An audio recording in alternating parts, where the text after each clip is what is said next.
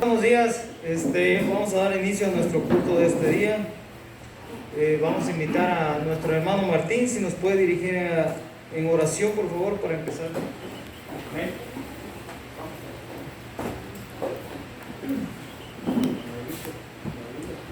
Oramos, hermanos, los invito a ponerse de pie, hermanos, y a inclinar nuestros rostros, por favor. Oramos. Bendito Dios y Padre eterno, Señor, en esta hora de la mañana, Padre, estamos delante de tu presencia para rogar, suplicando que nos perdones por nuestros pecados y nuestros errores, Señor, suplicándote, Padre, que sea tu Espíritu Santo, Padre celestial, que esté con mi hermano Domingo el día de hoy, Señor, que está en la dirección, Padre, con el pastor que nos trae el tema, Señor.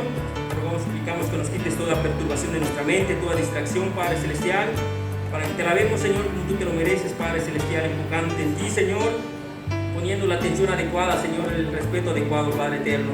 Bendice a todos mis hermanos que están acá presentes, Señor, por los que están en camino también, apresúrale sus pasos, Padre, por los que no pueden venir, Señor, por causa de enfermedad, Señor, rogamos, suplicamos que pongas tu mano de sanidad sobre ellos, Padre, que todo lo que hagamos en este día sea para tu honra y tu gloria. En el nombre de Cristo Jesús te damos gracias. Amén. Vamos a leerlo alternadamente, empiezo yo y al final nos unimos todos. Así que los que recibieron su palabra fueron bautizados y se añadieron aquel día como 3,000 personas. Y perseveraron en la doctrina de los apóstoles, en la comunión unos con otros, en el partimiento de pan y en las oraciones.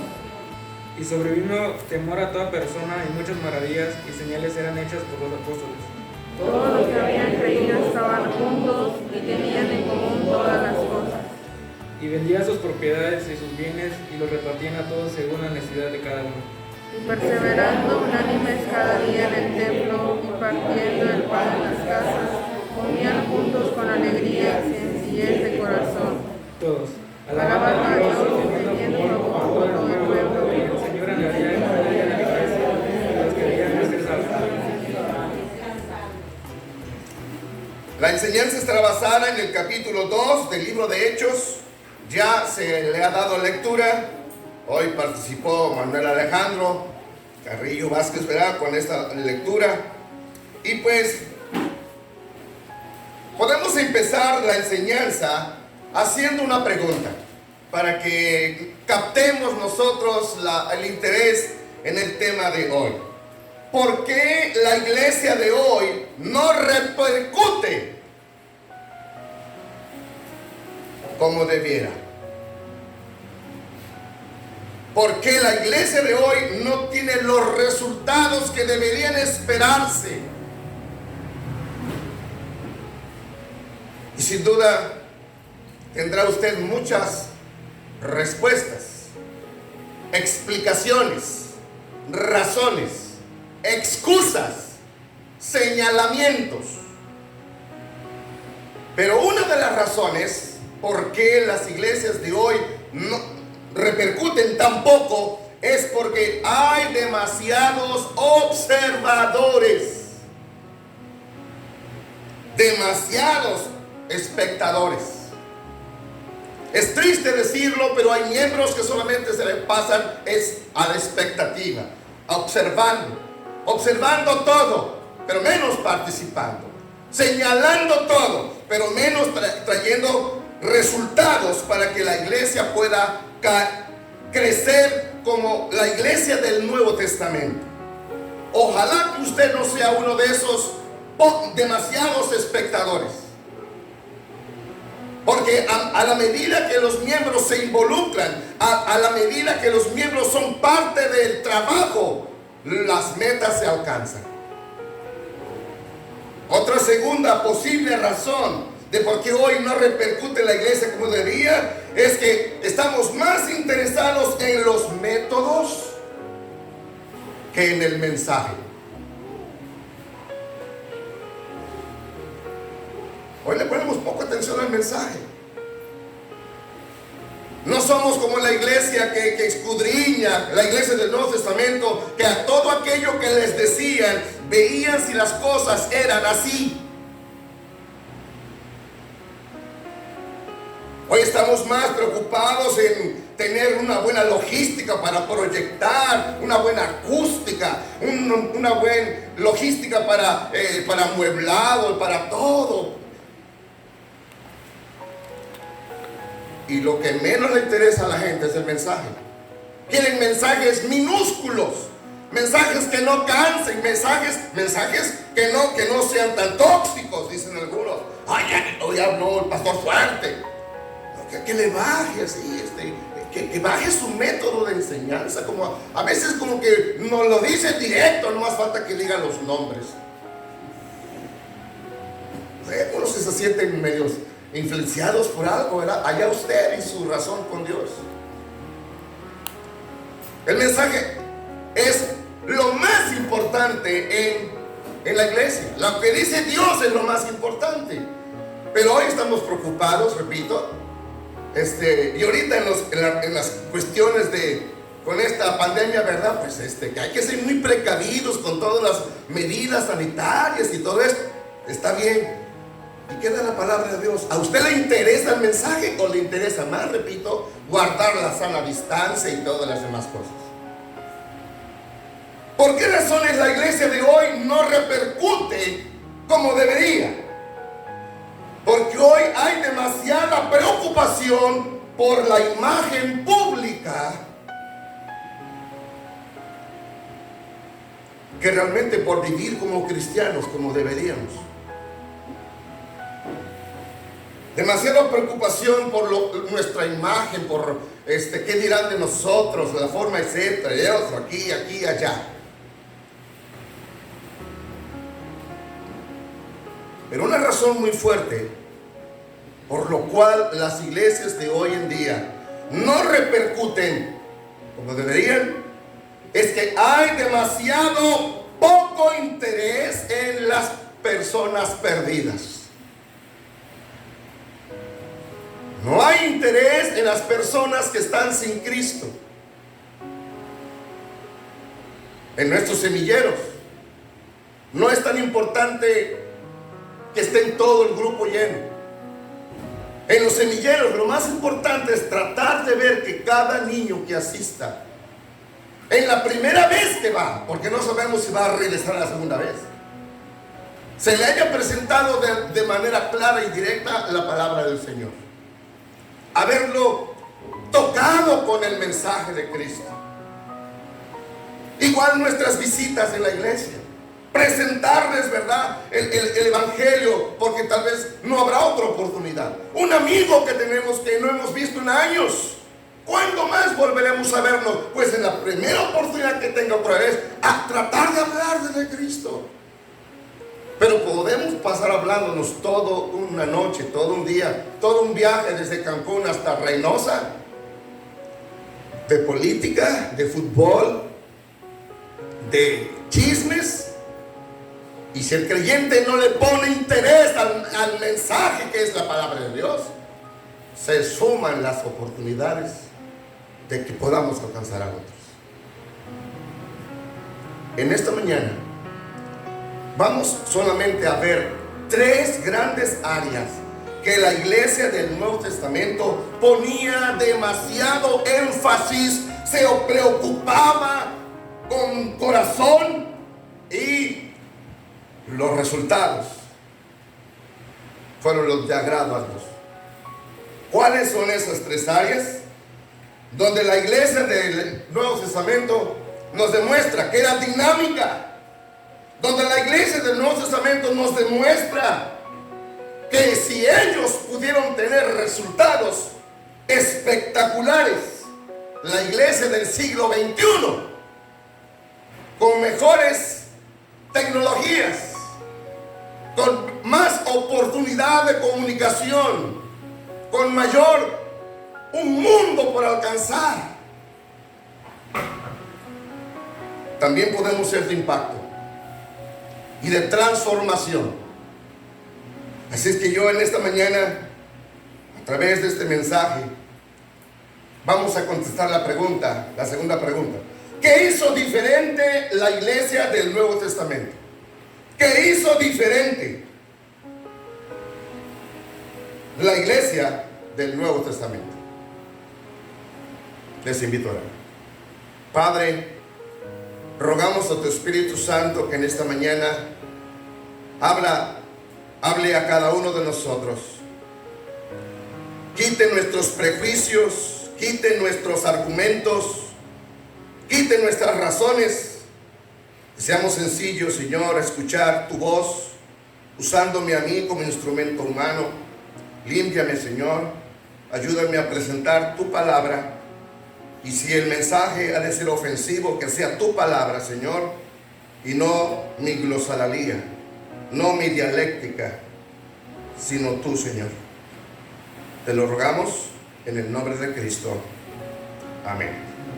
Comenzamos viendo el versículo 41. Dice el pasaje: así que todos los que recibieron su palabra fueron bautizados, y se añadieron aquel día como 3,000 personas. 3,000 personas en un solo día. La primera cosa que la iglesia del Nuevo Testamento tomó muy en serio fueron sus esfuerzos de evangelización. Sus esfuerzos para alcanzar a otras personas. Aquí, en estos 3,000 convertidos, habían sido 120 los que habían estado orando en el aposento alto. Y esos 120 eran los que estaban ahí sin duda ese día cuando el Espíritu Santo los llena del poder y viene sobre ellos. 3,000 convertidos en la primera predicación del apóstol Pedro en Pentecostés. Esta fue la obra de creyentes que dejaron que el Señor los usara. Todos eran testigos. Todos los creyentes del Nuevo Testamento eran testigos. Dios les había incluso marcado hasta el plan de evangelización, de desplazamiento y de alcance. Capítulo 1, versículo 8. Algo que es muy conocido por la gran mayoría de los estudiosos de la Biblia. Dice el versículo 8: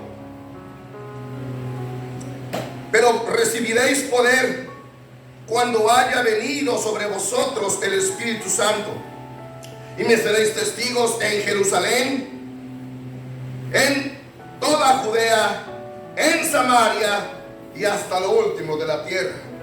A manera de refrescarles las memorias a los que no tienen un buen dominio del contenido del Nuevo Testamento, Jerusalén era la capital. Israel era el país. El país estaba dividido en varias zonas, y una de esas era Judea, donde estaba la capital. Samaria, que estaba más al norte. Y dice, y hasta lo último de la tierra, saliendo de Israel a todas las demás naciones gentiles. Dios les dijo: empiecen en la ciudad donde viven, extiéndanse en las demás comunidades, en los demás estados, y vayan hasta el fin del mundo. ¿Cuántos creyentes hemos tomado en serio esa instrucción del Señor? ¿Cuántos creyentes hemos tomado el tiempo para decir: bien, Señor, ¿qué estoy haciendo yo para alcanzar? Empezando con mi familia, que no son salvos. Porque le aseguro que la gran mayoría de nosotros tienen tíos, abuelos, primos, sobrinos que no son cristianos. ¿Estamos tomando en serio nosotros esa tarea que Dios nos dejó? ¿Estamos nosotros tomando en serio como la iglesia del Nuevo Testamento, participando todos, siendo testigos, hablando a otros de la gran verdad que transforma las vidas.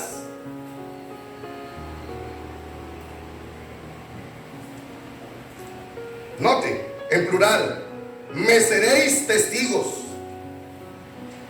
Me seréis testigos. Aquí es donde deben involucrarse todos los verdaderos testigos de Jehová. Los verdaderos. Porque los falsos son mucho más esforzados, decididos que los cristianos verdaderos de Dios. Eso sí, no dejan pasar ningún fin de semana, aunque lo hacen por razones equivocadas. Piensan que de esa manera van a ganar su salvación. Piensan que de esa manera Yahweh los va a tener más en cuenta y les va a dar puntos. Qué equivocados están, porque la salvación no se logra por obras. Y es ahí donde el cristiano evangélico se da su sentadita. Bueno, ya soy salvo, creo que ya es todo. No, hermano, no es todo. Parte del por qué estamos aquí todavía es porque somos luz y sal de este mundo.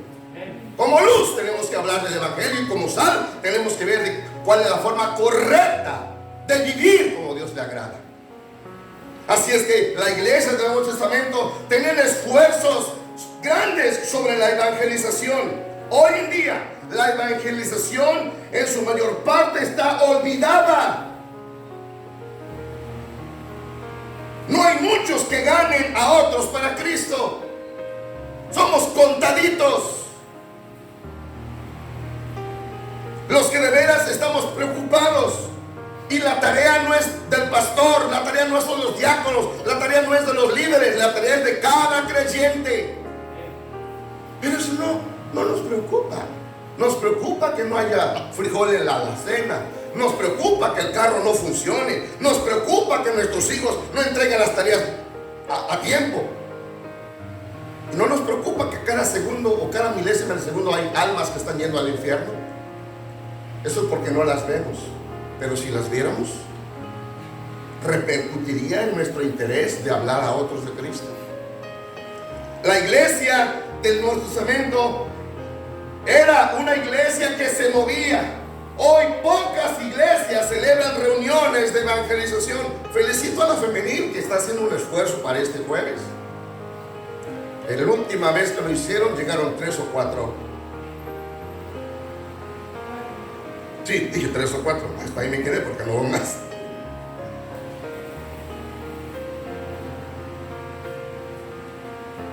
En ocasiones los varones también intentamos, ¿verdad?, hacer una labor. Y ahorita que nos han cerrado la oportunidad de ir a los hospitales, pues todavía hay otras maneras de hacerlo. No es solamente ir al hospital con un cafecito y con un panecito. Por teléfono, por carta, por correo email, por WhatsApp, por llamadas. Pero hay muy poco interés en la evangelización. Nos hemos conformado con causas de menor cuantía.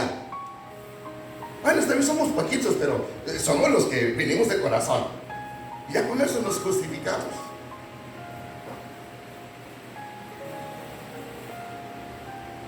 Estamos aquí sinceramente, sí. ¿Y quién sinceramente se preocupa por los que no están? Tanto creyentes que se han apartado, como familia nuestra, amigos nuestros, compañeros de trabajo que no son alcanzados.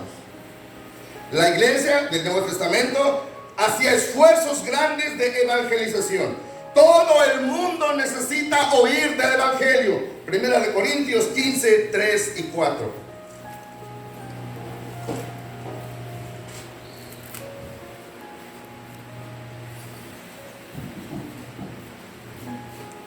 Dice Pablo, escribiendo a una de las iglesias revoltosas y caóticas, la de Corinto. Creo que no hay iglesia más revoltosa, aparte de la de Galacia, que la de Corinto. Tenía muchas deficiencias y Pablo escribió estas cartas para corregirles. Dice el versículo 3 del capítulo 15. Porque primeramente os he enseñado lo que asimismo recibí, que Cristo murió por nuestros pecados conforme a las Escrituras, y que fue sepultado y que resucitó el tercer día, conforme a las Escrituras, y que apareció a Cefas y después a los 12. Después apareció a más de 500 hermanos a la vez, de los cuales muchos viven aún y otros ya duermen. Lo que Pablo está diciendo, somos testigos de la resurrección, somos testigos de un Dios que envió a su Hijo, que murió, fue sepultado y resucitó. Y ese era el mensaje que Pablo llevaba a todos los lugares donde él iba, que un Cristo vino a morir, a dar su vida y a dar la oportunidad de salvación a todo aquel que cree y recibe ese mensaje.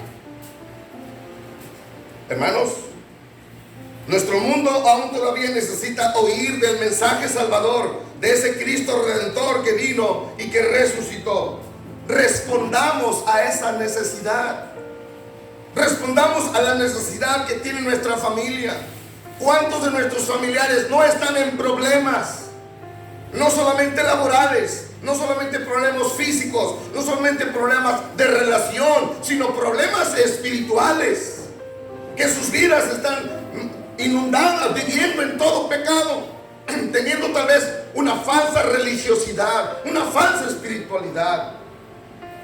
Y nosotros, bueno, con que yo sea salvo, pues yo doy gracias a Dios. Voy caminando hacia Sion. Ajá. ¿Y hasta dónde van caminando sus familiares? Deberíamos, repito, responder a esa necesidad de tratar de ser precursores de salvación, traer a otros a la salvación. La segunda cosa que la iglesia neotestamentaria hacía esfuerzos, y era la gran diferencia entre nosotros, es que eran una iglesia maravillosamente que practicaba una verdadera adoración. Era una iglesia que tenía una maravillosa adoración. ¿De qué se trata? Vamos a regresar al capítulo 2 de Hechos. Y ahora veamos el verso 42. Vimos el 41.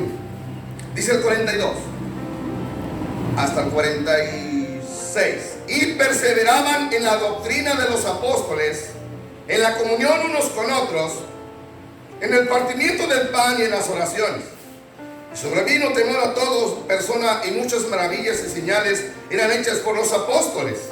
Todos los que habían creído estaban juntos y tenían en común todas las cosas, y vendían sus propiedades y sus bienes y los repartían a todos según la necesidad de cada uno, perseverando unánimes cada día en el templo y partiendo el pan en las casas, comían juntos con alegría y sencillez de corazón, alabando a Dios. Vea en cuántas cosas los creyentes de esa época se involucraban. Vamos a ir desglosando algunas áreas. Perseveraban unánimes. Unánimes, es decir, ¿en qué es en lo que estaban juntos? Estaban juntos en la lectura y estudio de la palabra de Dios. No había creyentes que quisieran perderse las enseñanzas que los apóstoles daban. Incluso algunas ocasiones los extendían hasta medianoche. Las visitas de los apóstoles eran muy escasas. Iban por determinado tiempo. Eran predicadores itinerantes. Estaban un tiempo aquí, pasaban otro tiempo allá, otro tiempo acá. Y cuando llegaban a las comunidades, lo menos que querían era perderse la enseñanza de Dios a través de sus profetas y apóstoles. Y hoy en día hay esa unanimidad. Queremos estar juntos para estudiar la palabra de Dios. Usted ha mostrado ese interés, esa perspectiva, esa hambre de seguir creciendo espiritualmente. Porque muchos creemos que ya estamos espiritualmente como gigantes, y resulta que a la hora de la hora somos unos enanos espirituales. Lo que creemos que sabemos ni siquiera podemos explicarlo a otro.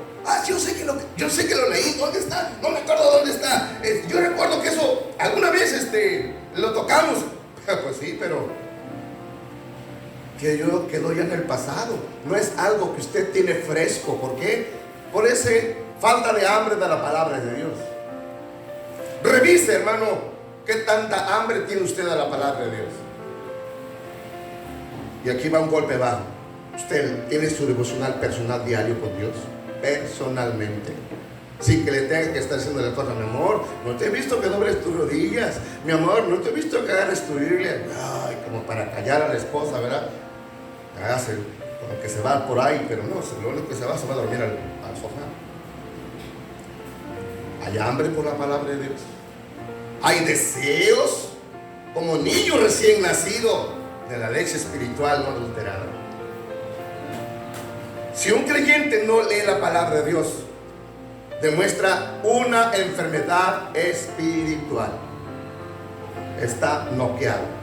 Y si Satanás ha logrado separarlo de la palabra de Dios, lo tiene separado de Dios, porque Dios a usted le habla a través de la palabra. Y si usted no ha estado leyendo la palabra, usted está sordo a las palabras de Dios. Pero usted sí quiere que Dios lo escuche cuando usted quiere pretender orar con un problema, con una necesidad, con un aprieto. Ay, sí, Diosito. Entonces sí, Diosito, ¿verdad? Y cuando ese Dios le quiere hablar de usted, está en donde debe estar. En su altar familiar, en su altar personal, juntos en el templo, estudiando la palabra de Dios con gozo.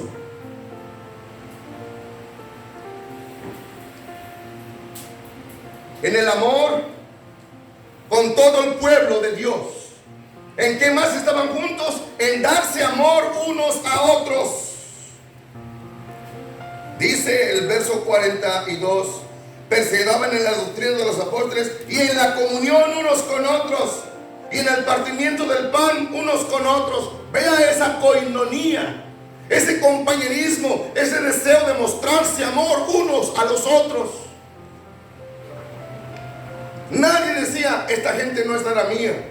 Nadie decía, a mí no me interesan estos pelados, a mí me interesa que los míos estén bien y yo me preocupo por los míos. No había ese sectarismo de división en el grupo. Todos se sentían parte de la comunidad, comiendo juntos, estando en compañerismo juntos, partiendo el pan juntos. Participaban, como hoy lo vamos a hacer en la cena del Señor, dice, en el partimiento del pan. Ahí el partimiento del pan es en dos sentidos, tanto en las casas como en el templo, para tener ese compañerismo de grupo, de familias que adoran al Señor. Así es que, ¿en qué otras cosas estaban juntos? En elevar sus oraciones a Dios. Dice el versículo 42. Perseveraban en la doctrina y en las oraciones.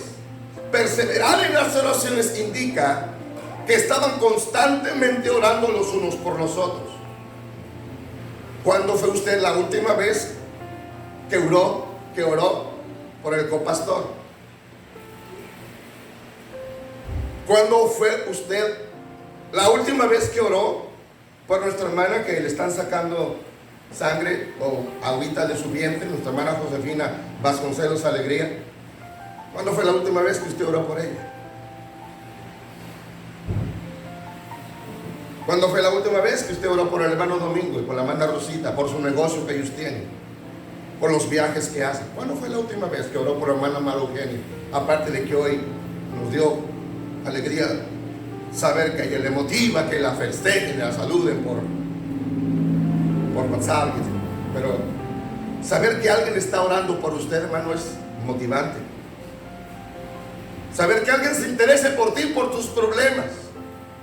¿Cuándo fue la última vez que oró por la hermana Margarita, por el hermano Max, por la hermana Zulma, que han perdido seres queridos recientemente? Hermano, el amor no solamente se demuestra con un beso y con un abrazo. Se demuestra también orando por las necesidades que cada uno de nosotros tenemos y que llevamos a cuestas.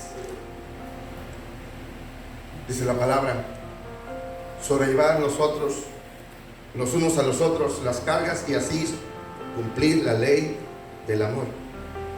Mostramos amor orando unos por otros. Pero si no me gusta orar, pero si no tengo tiempo para dedicarle un momento para orar por mi hermano o mi hermana, por mi familia que está sufriendo, su familia física, sus carnales, sus hermanos, sus primos, sus tíos, sus abuelos.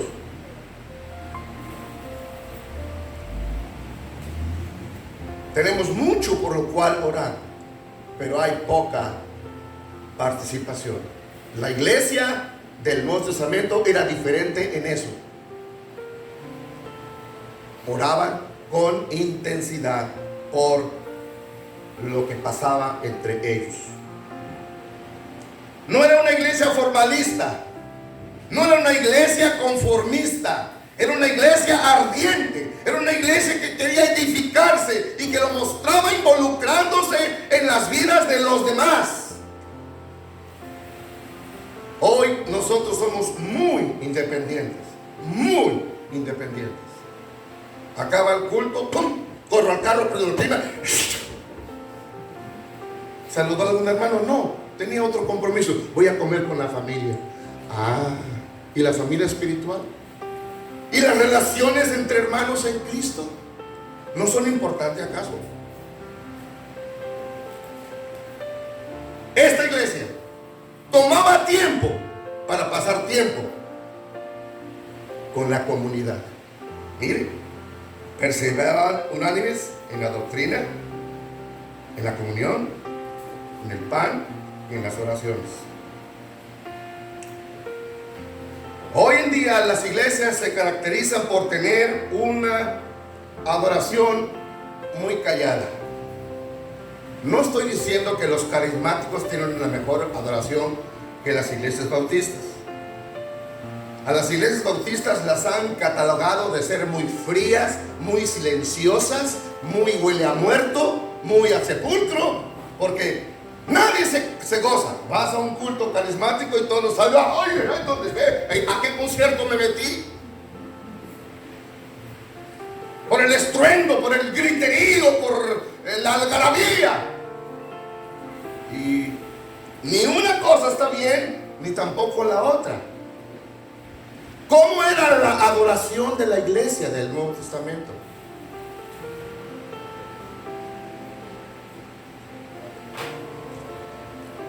Dice el verso 47, alabando a Dios, alabando a Dios.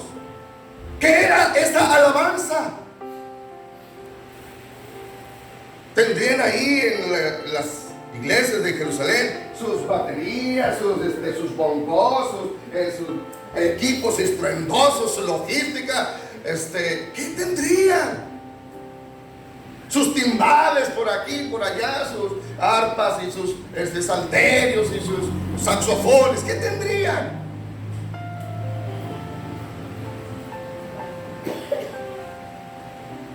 Lo que tenían era una iglesia que cantaba salmos, cantaban salmos. De hecho, Pablo a la iglesia de Corinto dice que debemos cantar cánticos espirituales y salmos. Los salmos es nada menos que cantar las escrituras. Y el himnario de Israel era el libro de los salmos. Eran 5 libros. Era todo el salterio, no el salterío. El salterío es otra cosa, ¿verdad? El brincoteo. El salterio de Israel, la música de Israel, era el libro de los salmos. Las poesías eran cantares. Así es que, si usted hace un estudio cuidadoso del Antiguo Testamento y del Nuevo, no va a encontrar usted que la adoración era estridente, ruidosa. Es muy diferente a lo que hoy encontramos en muchas de las iglesias.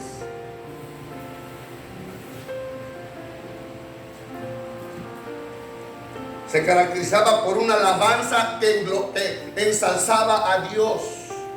Una alabanza que reconocía la creación de Dios. una alabanza que reflejaba las verdades de Dios.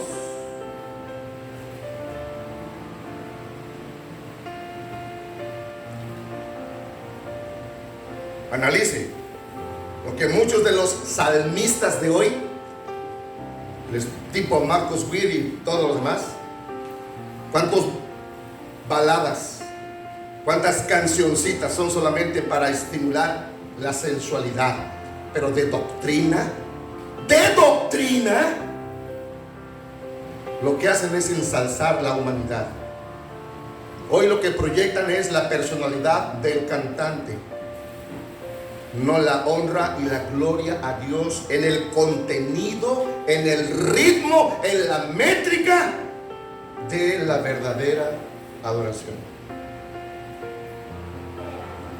Y ahí va a haber en muchos lugares gente inconforme. No, es que yo creo que aquí son muchos palos a la antigua, que tenemos que hacer cambios. Cambios cuando sean conceptos bíblicos, que se ensalce a Dios, que se glorifique a Dios y se deje a un lado todo aquello que es solamente, como dije, un método y no el mensaje correcto. En la adoración deben participar los testimonios. Debe haber gente que esté dando fe de lo que Dios ha hecho en sus vidas. ¿Cuántos somos de los que pasamos a dar testimonio? Dar gracias es otra cosa. Dar testimonio es, hermanos, Dios ha hecho esto en mi vida. Porque vimos el domingo pasado de la hermana Maritza, estaba dando testimonio de hechos, de cosas. Y muchos no tenemos esa tendencia a compartir un hecho que Dios le resolvió tal y tal. Pero yo estuve orando por esto, y el Señor me permitió pasar por este valle de sombra, por este valle de muertes, pero al final Él me dio la victoria. Hoy se comparte muy poco. Yo no sé si porque no está haciendo Dios nada en su vida, o porque usted no sepa reconocer cuando Dios está actuando en su vida. Pero parte de la gran diferencia es que las iglesias evangélicas, la gran mayoría, no son participativos. Y ahí yo le viene y dice, ay, es que soy temeroso, que no sé hablar, que yo enfrente me sudan las manos. ¿Y su corazón no palpita? ¿No tiene agradecimiento? ¿No reconoce la grandeza de Dios en su vida? La iglesia puede participar adorando a Dios, dándole a Él la gratitud, el reconocimiento de lo que le ha permitido pasar en su vida. Pasé por una enfermedad, Dios me tocó, el Señor me pasó, y por su gracia soy sano. No tenemos que hablar de milagros, pero Dios todavía puede actuar milagros, amén. Dios todavía es el mismo Dios de poder que está en las vidas de los hombres. Y aquellas iglesias participaban dando fe de lo que Dios estaba haciendo en sus vidas, a tal grado que muchos de aquellos que eran convertidos cuando estaban en la vida de hechicería, y Dios los cambió, muchos de ellos que habían creído y habían practicado brujería y hechicería, cuando Dios los salvaba, daban testimonio de un cambio de vida. Hechos 19, dice el versículo 18, y muchos de los que habían creído venían confesando y dando cuenta de sus hechos. Asimismo, muchos de los que habían practicado la magia trajeron los libros y los quemaron delante de todos. Y así crecía y prevalecía poderosamente la palabra del Señor. ¿De qué está hablando Pablo en Hechos 19? Dando testimonio de cómo Dios había salvado a un sector de brujos, de mediums, de practicantes de hechicería. Pero dice, ahora venían confesando. ¿Sabe qué significa confesando? Dando testimonio del cambio y cómo sus vidas ya no están involucradas más en la hechicería. ¿De dónde te ha sacado Dios? Eso, para otro, puede ser de ayuda. Comparte tu testimonio. Dale gracias a Dios con tu vida. No reserves para ti esa bendición, porque puede ser de ayuda para alguien más. Por eso, cuando la gente oía lo que Dios estaba haciendo en las vidas de otros, ¡ay! Que maravillosamente Dios se está moviendo ahí. El temor del pueblo cayó en la gente, porque querían ver y oír lo que Dios, cómo estaba transformando esas vidas. Porque la predicación puede ser algo sin vida, puede ser un testimonio nada más oral. Pero cuando alguien dice, yo creí ese mensaje y por fe le puse a Dios esta situación, y así me pasó, ya el mensaje no se convierte solamente en algo oral, sino un mensaje que cambió vida. Y eso es lo que quiere Dios, que participemos.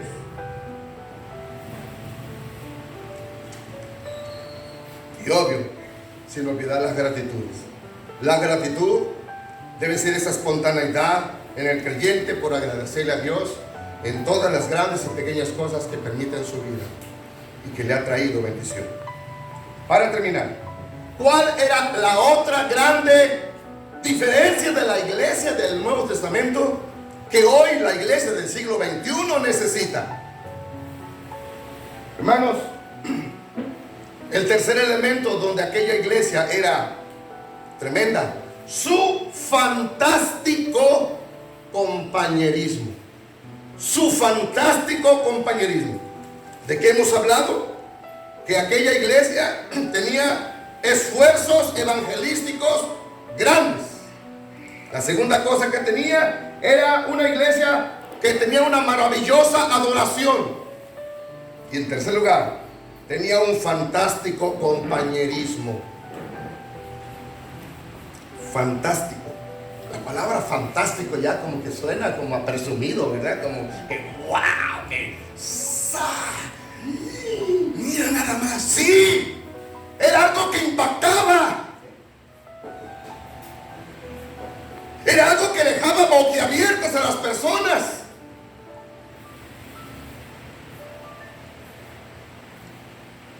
Y ese compañerismo fantástico incluía que se amaban unos a otros. Se amaban unos a otros. Ahí no había divisiones. Ahí no había señalamientos. Ahí no había posiciones sociales. Ahí no había los de VIP, área VIP y los del área del Chahuistle. Ahí no había los de palco y los de galería. No. Ahí todos estaban en el mismo terreno. El terreno era plano. Todos se veían igual.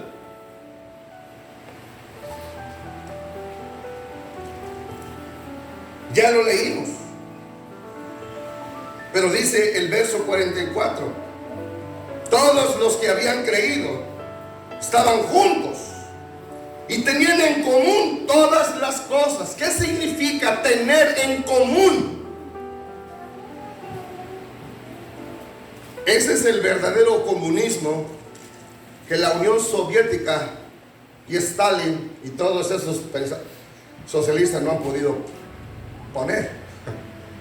El verdadero comunismo es que la riqueza tuya la compartes con todos.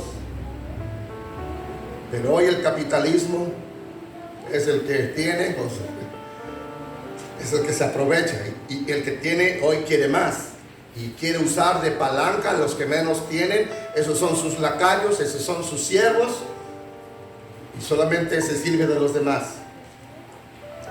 Pero en la iglesia neotestamentaria no había ricos y pobres, porque el rico vendía sus propiedades para darle a los que no tenían. Ese es un verdadero comunismo. Y hoy en día, ¿qué concepto tenemos de la propiedad? ¿Qué concepto tenemos de la riqueza? ¿Qué concepto tenemos de los recursos que tienes tú en tus manos? Y una gran diferencia. Ese amor que caracterizaba a la iglesia del Nuevo Testamento era el reflejo de un corazón agradecido primeramente con Dios. Ninguna riqueza puede comprar la salvación, ninguna riqueza puede comprar el cielo, y ninguna riqueza va a ser llevada a la eternidad. Sin nada llegamos a este mundo, y sin nada vamos a salir de él. Pero mientras estamos aquí nos aferramos, lo abrazamos. Si no tengo esto me muero. ¿Y queremos más? Hay algunas familias que, ciertos lugares que tienen que trabajar todos, no porque todos tienen opulencia, sino porque no alcanza el salario del papá. La mamá tiene que trabajar, y los hijos, si quieren seguir estudiando, tienen que trabajar. Pero debería hacerse una revisión. ¿Con cuántos salarios es suficiente para que una familia viva cubriendo sus necesidades básicas? Dirían, pues si viviéramos en Suiza, con uno, con el salario de uno. Pero en el país que vivimos se requieren más recursos. Y eso era lo que veían en aquella iglesia. Veían que había quienes no tenían, y que hacían, condescendían al nivel de los demás, proveyendo. Ese amor no era un amor en teoría, era un amor que se reflejaba correspondiendo a las necesidades de los demás. Se preocupaban por las personas más que por las cosas. Hoy en día, ¿en qué nos preocupamos nosotros? ¿Qué es lo que le pone más interés? Ay, ya la casa perdió su valor. Ya mi carro ya no vale igual. Ya, híjole, ya perdió el valor esto. ¿Y cuánto valor tienen las almas? ¿Cuánto valor tienen las personas sin Cristo? ¿Las valora? ¿Cuánto valor tiene su familia que no es cristiana? ¿Valen menos que usted? ¿Cuánto vale para usted un drogadicto, un pordiosero, un borrachín? ¿Cuánto valor tiene para usted esa persona? ¿Se detiene para hacer algo por él? ¿O simplemente dice como el fariseo: Dios, te doy gracias porque ayuno toda la semana y no como este? ¿Se acuerda cómo estaba orando el fariseo en el templo? Vanagloriándose de lo que él era, menospreciando a lo que otros no tenían. Hermano, hagamos énfasis correcto en las personas. Cambiemos nuestra visión de valorizar la vida. Esa iglesia respondía a las crisis de vida de los demás. Respondía a las crisis de vida de los demás. ¿Por qué razón vendían sus propiedades y los daban a los demás? Versículo 45. Vendían sus propiedades y sus bienes y los repartían a todos, note, según su necesidad de cada uno. Este hermano va a decir: ay, hermano, pero yo no soy Rockefeller, yo no soy Carlos Slim, yo no soy el que inventó el software para las computadoras. No, hombre, ese está más millonario que... No somos esas personas. Pero Dios nos hace responsables de lo que tenemos. Y usted no tiene más de lo que Dios le permite que tenga. Porque Dios sabe que si tiene más, va a perjudicarle el extra. Y debemos ser fieles en lo que Dios nos ha dado. Y si en lo poco no somos fieles, imagínense qué seríamos si tuviéramos más. Así es que el Señor dice: sobre poco has sido fiel, sobre mucho te pondré. Entra al gozo. Dios se goza con aquellos que somos fieles en lo poco, y en lo mucho nos pondrá. Así es que aquella iglesia era fiel en lo que tenían. Así es que los que tienen más son más responsables a Dios. Yo no me preocupo por lo que Shakira pueda tener en sus cuentas. Yo no me preocupo por lo que Salma Hayek pueda tener en sus cuentas. Le sacaron cuentas hace unos días, lo que trae más o menos es arriba de 1 millón, lo que trae puesto nada más, desde pelos, vestidos, joyas, nada más. Esa es la imagen, ese es su valor. 1 millón es lo que trae puesto. Imagínense a los estrellas de básquetbol, sus anillos, sus collares, Pero hermanos, si Dios no nos ha permitido eso, si lo único que podemos tener es bisutería china, no se dé golpes en la pared. Si usted puede comprarle unos aretitos de esos que usted compra para usted a otro, eso para el otro es más de lo que tiene, porque tal vez no tiene ni para eso.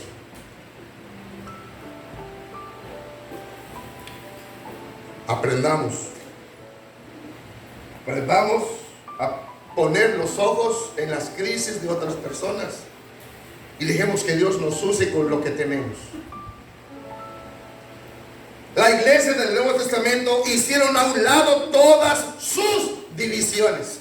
Todas sus divisiones las hicieron a un lado.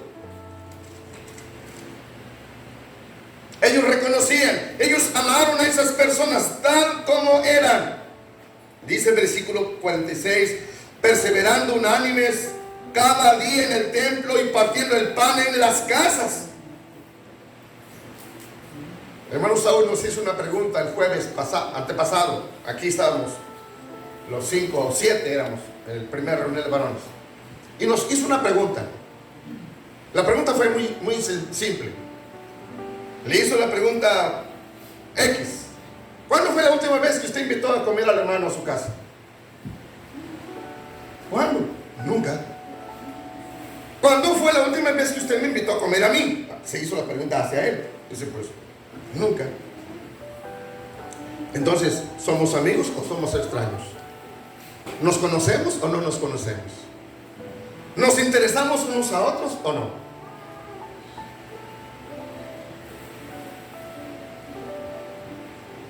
Y la queja que toda iglesia tiene con el pastor es: nunca me ha visitado. Y la pregunta que yo le hago: ¿cuándo usted en el año apartó un día para ir a ver al pastor? Nada más. ¿Cuándo fue?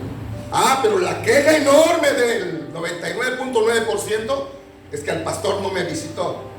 Y los caminos tienen 2 vías, para allá y para acá. Pero es más fácil, más cómodo exigirle a otro que exigirme a mí mismo. Porque lo que yo quiero para los demás, también lo debo de querer ¿para quién? Para mí. Esa iglesia dejó sus diferencias.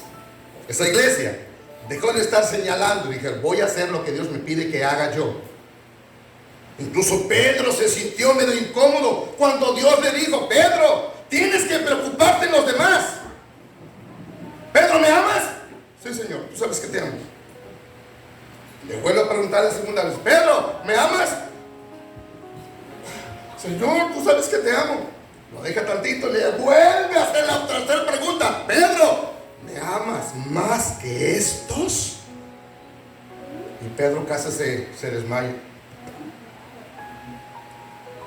¿Usted cree que Pedro se quedó callado? No, se defendió. Vio pasar a Juan y le dijo: Señor, ¿y qué de este? ¿Qué de este?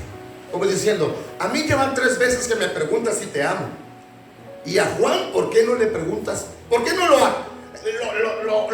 agarras contra la pared y le sacas la verdad y le pides que te demuestre que te ame? ¿Y cuál fue la respuesta de Jesús a Pedro cuando se sintió acorralado por el Señor? Lo que hacemos nosotros: nos justificamos. Es que yo no visito porque tengo otras cosas más importantes. Es que no visito porque está lejos, no tengo recursos. Muchas cosas. Y aparte de eso, es que no se me da. A mí no me nace. Yo no soy muy expresivo. Soy de los muy tímidos. Soy de los que casi no se relacionan. Para acabar de un lado, ¿no? Con todo. Y así ya, pues ni modo. Así es el hermano. Así es la hermana. Entonces mi pregunta, cuando usted va a la tienda, lleva las cosas escritas y le dice, como soy tímido, usted no habla, le saca su listita. Cuando usted va al doctor, no le dice al doctor lo que le duele porque usted es muy tímido y tímida. O si le da por tener que hablar su boquita y decirle, aún con pena, donde le duele. Y peor, que le agarren donde le duele. Peor tantito. ¿Y por qué en Cristo Jesús no somos tan directos y dejamos las divisiones, dejamos nuestros razonamientos, dejamos nuestras cosas que tenemos como características y todos estamos unánimes, aceptándonos tal como somos? Es lo que dice el versículo 47. Alabando a Dios y teniendo, el 46. Perseveraban unánimes en el templo, participando del pan en las casas y comían juntos con sencillez de corazón. ¿Qué significa tener sencillez de corazón?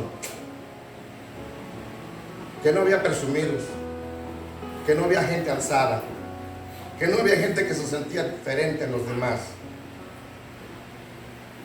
que todos se sentían iguales en importancia. Por eso aquella iglesia era fantástica. Tenía un compañerismo sin hacer diferencias, sin señalarse a nadie, se ayudaban unos a otros mutuamente. Y no es de sorprenderse que esa iglesia tuviera el crecimiento sorprendente y explosivo. Vea, terminamos con el 47. Alabando a Dios y teniendo favor con todo el pueblo. ¿Qué significa la expresión tenían favor con todo el pueblo? Eso es muy revelador.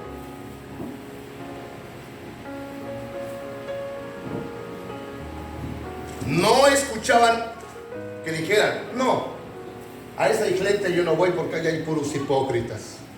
A esta iglesia yo no entro porque dicen una cosa y hacen otra. A esta iglesia yo no entro porque ni hablan, ni saludan, ni les importa. No.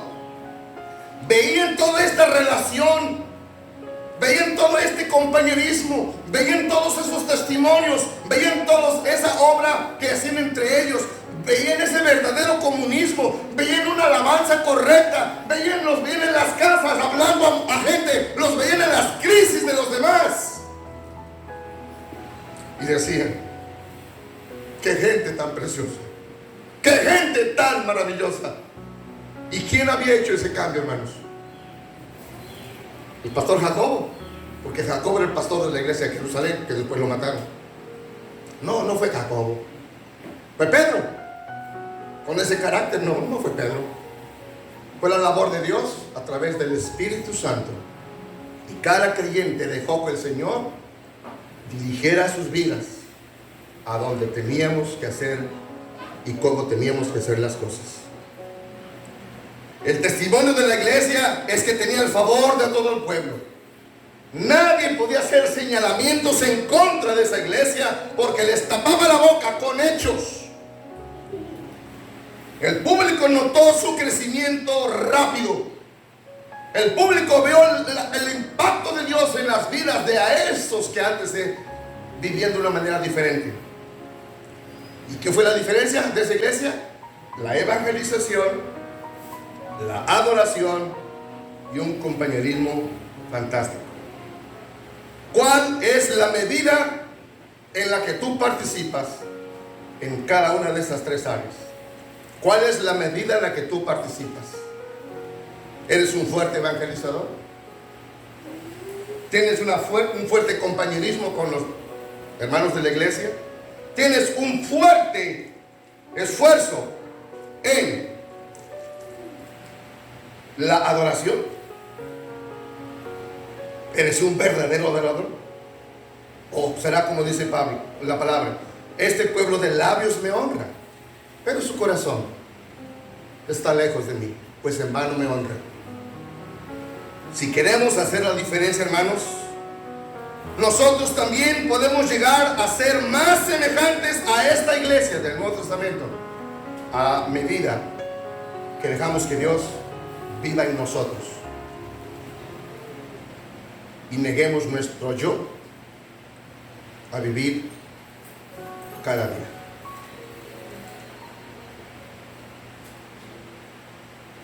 Vamos a entonar el canto.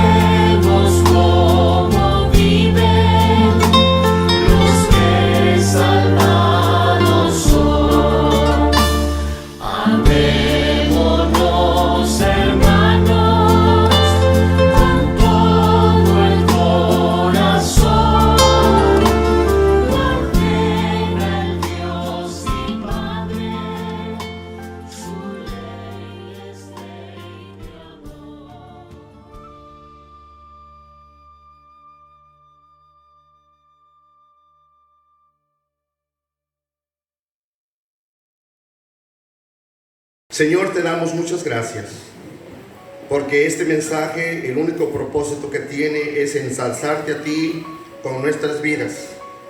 Permite que nuestra iglesia y todas las iglesias, Señor, representadas tuyas aquí en la tierra, volvamos al modelo bíblico, volvamos al modelo del Nuevo Testamento, a ser iglesias que tienen un buen compañerismo, a ser iglesias que tienen una fuerte énfasis en la evangelización y en la adoración. Y también, Señor, que con todo lo que nos das podamos bendecir a los que menos tienen. Gracias, bendito Dios, por tu paciencia. Gracias porque tú quieres a nosotros, Señor, darnos la oportunidad de ser instrumentos en tus manos. Bendice a aquellos que están haciendo labor de evangelización con amigos y con familiares. Bendice a aquellos hermanos que están compartiendo con las necesidades de los demás. Bendice, Señor, a aquellos creyentes que están buscándote a ti en una verdadera adoración. Y permítenos que como iglesia podamos seguir siendo de testimonio a los que no han creído. Te lo pedimos en tu nombre precioso. Amén.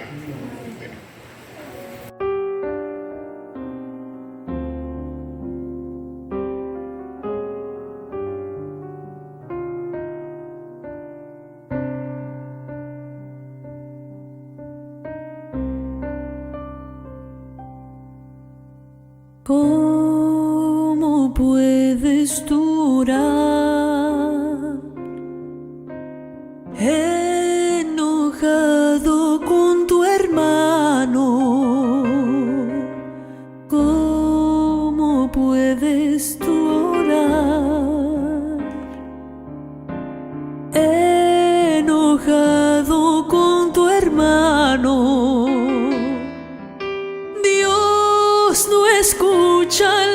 oración. Dios no escucha la oración si no estás reconciliado. Dios no escucha la oración.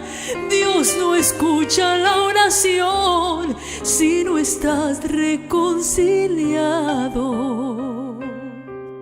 Amémonos de corazón, no de labios ni de oídos. Amémonos de corazón, no de labios ni de oídos. Para cuando Cristo venga, para cuando Cristo venga, nos encuentre bien unidos. Para cuando Cristo venga, para cuando Cristo venga, nos encuentre bien unidos.